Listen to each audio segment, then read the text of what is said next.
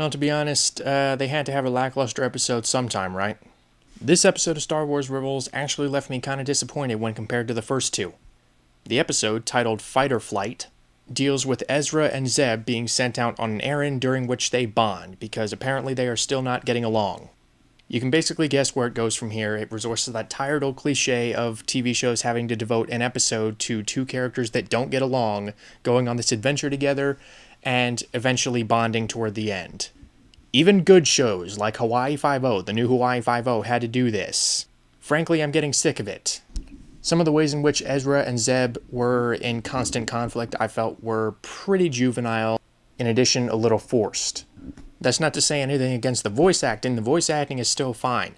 I believe the guy's name is Taylor Gray, who voices Ezra, and Steve Bloom, who voices Zeb.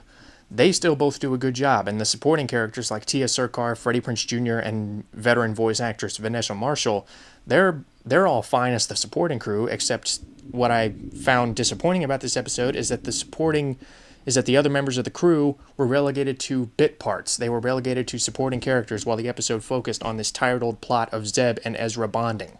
This show seems to work best, at least in its early stages, when it's focusing on the high-flying adventure. And to be fair, this show tried to give us some of that. This episode tried. But again, it's still being driven by this cliched plot. And I think that's what really brought this episode down, because these past two episodes, we've actually gotten some pretty good material for these characters, and I've actually had a fair amount of fun watching Star Wars Rebels. This one, I still had a reasonable amount of fun, and some of the interactions, and especially some of the quips, were very good, very funny. It's just the central plot I didn't much care for. Maybe it could just be me, I don't know.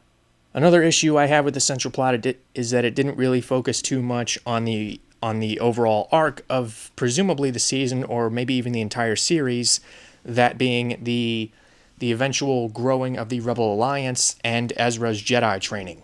This episode really did seem like a 7-minute short that was stretched into a 22-minute episode. Now again, like I said, there are some good points in it. Like I said, some of the quips between Ezra and Zeb were pretty funny, and I liked some of the ways in which they played off of each other. However, for every bit that worked between them, there was a bit that did not work between them. However, we've gotten this episode out of the way now, and hopefully we can move on to bigger and better things. I still appreciate this show's desire to bring back the spirit of old Star Wars, like I said, the high-flying adventure element. And the animation still complements that. The animation is still beautiful, and I love how it moves. In my opinion, it's much smoother than the animation in the Clone Wars, which I praised the animation in the Clone Wars, especially in the later seasons.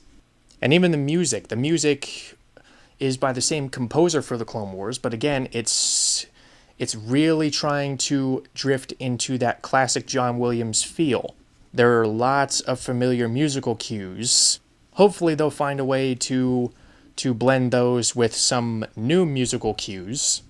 Overall, I don't really have much to say about this episode, is that I think it was a bit of a missed opportunity. I think it was a little unnecessary. I think we could have done this either in a short film or as a subplot in another episode. I would rather get back to the overall arc.